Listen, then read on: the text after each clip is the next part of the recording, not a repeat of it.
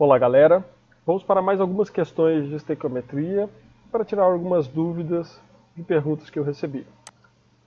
Bem, vamos pensar nessa equação. Então nós temos aqui o hidrogênio reagindo com meia quantidade de oxigênio para formar água. Eu organizei aqui em cima as massas molares de cada um desses compostos e aqui embaixo as massas de acordo com as suas razões estequiométricas. Então nós podemos dizer que 2 gramas de hidrogênio reagem com 16 gramas de oxigênio para produzir 18 gramas de água. Note que a massa dos reagentes é igual à massa dos produtos. Vamos fazer uma suposição aqui então. Supondo uma reação entre 2 gramas de hidrogênio e 16 gramas de oxigênio. Vamos pensar em duas possibilidades. Uma, com a produção de 18 gramas de água. Nesse caso, todos os reagentes vão ser consumidos. Por quê? Os nossos 2 gramas de hidrogênio e os 16 gramas, supostos inicialmente, vão produzir, reagindo totalmente, 18 gramas de água. Portanto, nós podemos dizer que nós temos um rendimento que é ideal. O rendimento ideal significa que o máximo possível que poderia ser produzido foi produzido. O ideal é sempre termos o máximo como rendimento, ou rendimento teórico, ou seja, aquele que a gente calcula, que a gente deseja que fosse o ideal, mas nem sempre vai ser. Esse rendimento é um rendimento de 100%. Por quê? Produziu o máximo que poderia produzir. Vamos para outra possibilidade. Imagine que esses 2 gramas reagindo com 16 gramas produzisse apenas 9 gramas. Então, nós teríamos que para a produção de 9 gramas, seguindo essa razão estequiométrica de massa, que então apenas 1 grama de hidrogênio reagiu com apenas 8 gramas de oxigênio, formando esses 9 gramas da nossa suposição. Ou seja, metade do reagente que nós supomos inicialmente, os 2 gramas de hidrogênio e de oxigênio, não reagiram. Eles sobraram. Poderíamos ter escrito eles aqui do lado. Então, nós podemos dizer que nós tivemos um rendimento real nesse caso. E que o rendimento foi de 50%. Então, um rendimento percentual aqui de 50%. Eu acho que para todos vocês, dizer que se o máximo seria 18, se produziu 9 gramas, dizer que é 50% é muito simples. O que a maioria do pessoal tem errado e tem me perguntado é qual é a fórmula para fazer essa conta. O que eu digo para vocês é que vocês têm que utilizar aquilo que vocês já sabem fazer e aprender a transformar isso numa equação. Vamos ver. A maioria de vocês pensa assim: se o todo tem 18 partes, os 18 gramas. Percentualmente, 9 partes equivalem à metade, ou seja, 50%. Então, como que eu transformo isso numa equação? Vamos traduzir isso para uma equação? E aí você não precisa de lembrar a fórmula.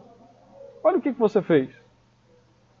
Para achar os 50%, você simplesmente dividiu 9 por 18 e achou 0,5, que equivale à metade do todo, ou seja, a 50%. Vamos continuar reescrevendo isso. Então o rendimento vai ser igual. O 9 não é aquela parte que foi produzida, e o 18 é o todo. Então o rendimento é a parte pelo todo. Vamos continuar reescrevendo isso? Nós podemos dizer então que o rendimento vai ser igual à massa real, que foram os 9 gramas produzidos, dividido pela massa teórica. Teoricamente, 100%, nós produziríamos 18 gramas. Está vendo que pensando dessa forma, você não precisa de ficar guardando na sua cabeça um monte de fórmula, porque você já sabe organizar as ideias para chegar a algumas respostas matemáticas. A única coisa que você tem que treinar agora é como transformar isso que você consegue escrever como um texto, ou que você consegue pensar, em uma equação. Minha sugestão é, faça um breve texto e depois faça uma tradução disso para uma fórmula matemática. Comece a treinar isso e você vai ver que você vai resolver muitas questões de muitas matérias com muito mais facilidade.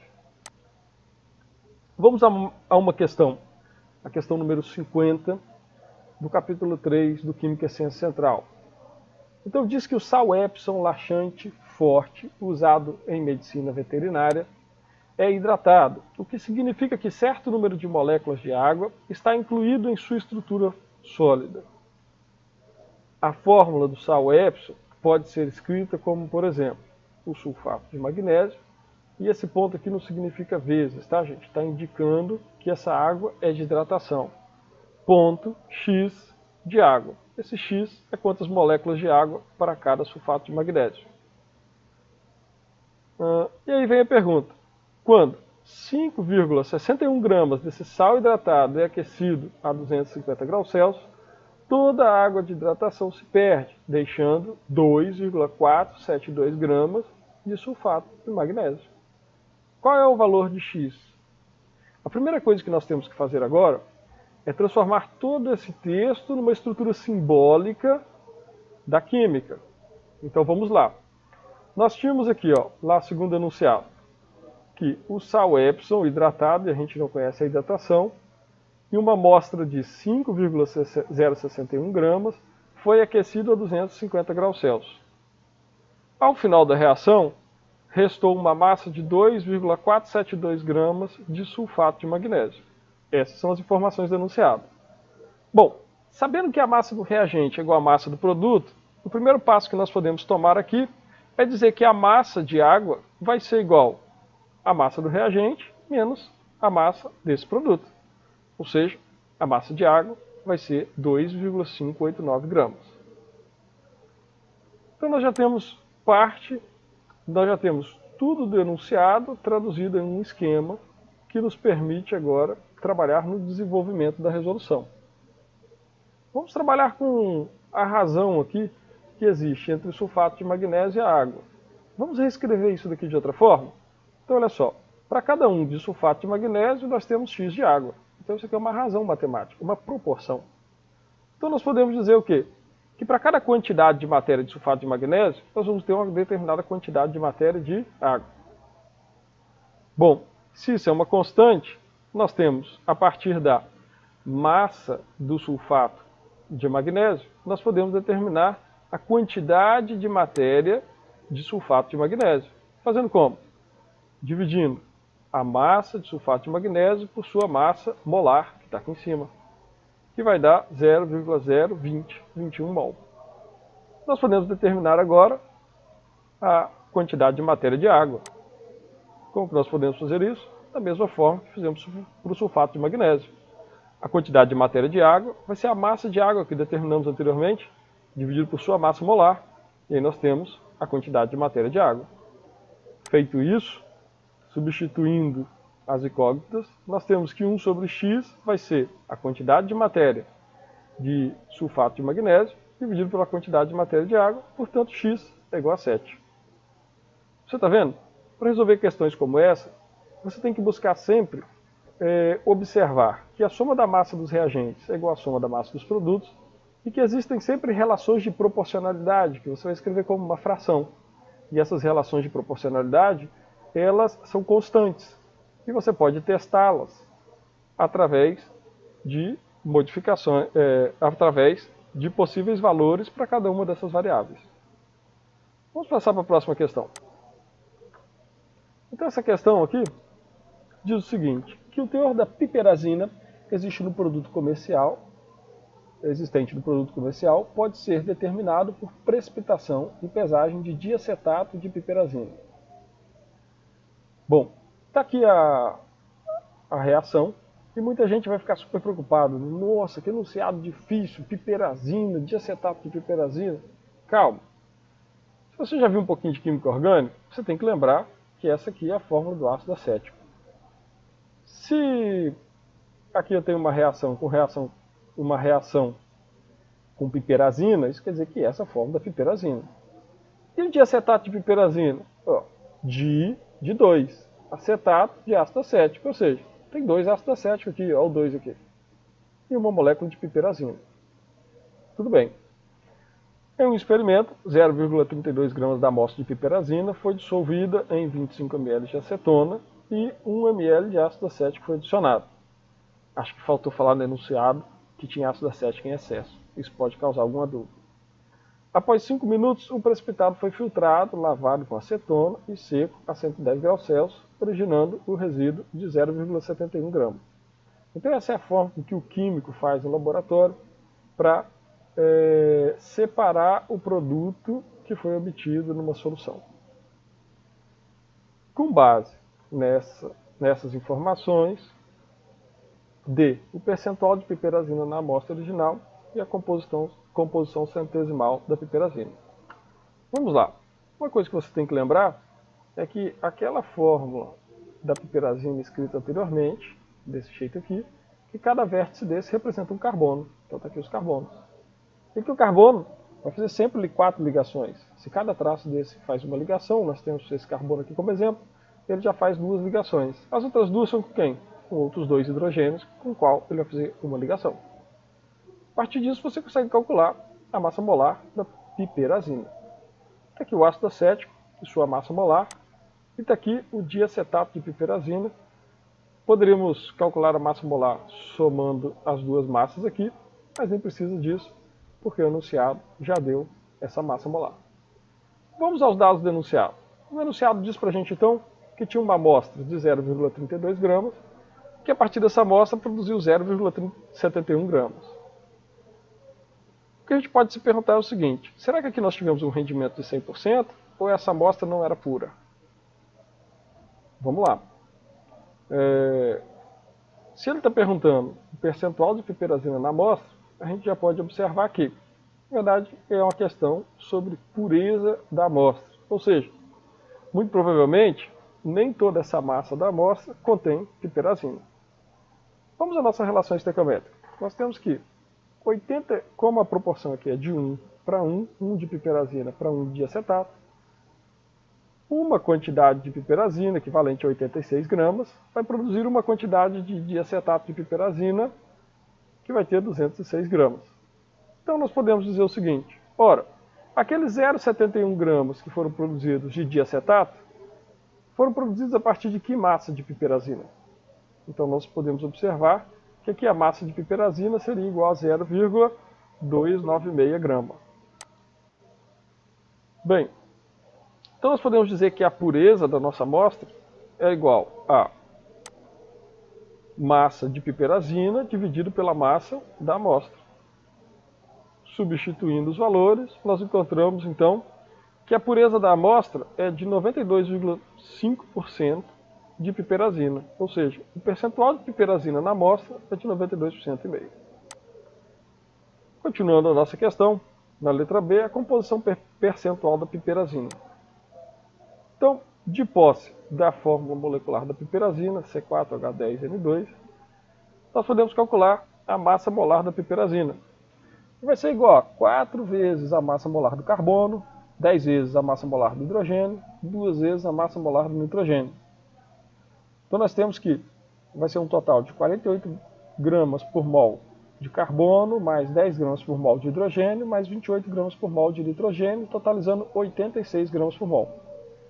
A partir disso, a massa percentual, ou seja, do todo da molécula de piperazina como um todo, qual parte de massa vai equivaler ao carbono? Então, percentual massa por massa. E aí, a gente pode fazer a massa do carbono dividido pela massa de piperazina. Então, quando eu tiver 48 gramas de carbono, nós teremos 86 gramas de piperazina. Ao dividir isso, temos 0,558 vezes 100%, nós temos 100 vezes 0,558, 55,8 para cada 100%. Fazendo a mesma coisa para o hidrogênio e para o nitrogênio, vamos achar então 11,6% em massa para o hidrogênio e 32,5% em massa para o nitrogênio. Bom, alguns me perguntaram e disseram que ainda estão em dúvida como achar a fórmula mínima a partir da fórmula molecular. Vamos lá. 2 exemplos distintos. Então aqui nós temos uma fórmula molecular da molécula C7H6O6. Para achar a fórmula mínima, você vai fazer a seguinte pergunta: existe uma possibilidade de dividir 7, 6 e 2 de forma a obter valores menores inteiros? É claro, dividir pelo mesmo valor. A resposta nesse caso é não. Não tem como dividir 7, 6 e 2 pelo mesmo valor e obter valores inteiros. Portanto, se a resposta é não, isso quer dizer que a fórmula mínima é igual à fórmula molecular. Vamos a outro exemplo. Nesse caso, a fórmula molecular é C6H4O4N2. Podemos fazer a mesma pergunta. Existe a possibilidade de dividir 6, 4, 4 e 2 de forma a obter valores menores inteiros? A resposta é sim. Agora nós temos que nos perguntar, dividindo por quanto? A resposta é 2. Então se nós dividirmos 6, 4, 4 e 2 por 2, vamos ter C3, H2, O2, N1. Essa é a fórmula mínima. Espero que isso tenha te ajudado. Outra pergunta. A composição percentual deve ser calculada a partir da fórmula mínima ou da fórmula molecular? Veja só. A partir da fórmula mínima da molécula anterior, C3H2O2N1, nós temos uma massa molecular igual a 84 gramas por mol. Vou calcular o percentual em massa de carbono, que vai ser 3 vezes a massa molar do carbono, dividido pela massa molar dessa fórmula mínima. Ou seja, 36 dividido por 84, que é 42,85. Podemos fazer o mesmo para o percentual de hidrogênio, oxigênio e nitrogênio. Agora, vamos fazer o cálculo para a fórmula molecular. C6, fórmula molecular da mesma molécula da qual nós calculamos a fórmula mínima. C6H4O4N2, de massa 168 gramas por mol. O percentual de carbono vai ser igual a 6 vezes, ó, o 6 aqui, massa molar do carbono dividido pela massa molar dessa molécula aqui. Veja que, no final das contas, o 6 é a mesma coisa que 2 vezes 3 massa molar do carbono. E que essa massa molar aqui, de 168, ela é 2 vezes a massa de K, 84. Então nós podemos reescrever esse termo como 2 vezes a massa molar da fórmula mínima. Portanto, dividindo 2 por 2 teremos 1. Nós podemos dizer que o percentual de massa por massa, duas linhas aqui para a fórmula molecular, é igual ao percentual linha da fórmula mínima que a gente encontrou do lado de lá, ou seja, 42,85%. Dessa forma, está provado que não faz diferença você determinar a fórmula percentual a partir da fórmula mínima ou a partir da fórmula molecular. Se você fizer as contas para todos os outros elementos, vai encontrar a mesma resposta. É isso aí, galera. Espero ter ajudado e até a próxima.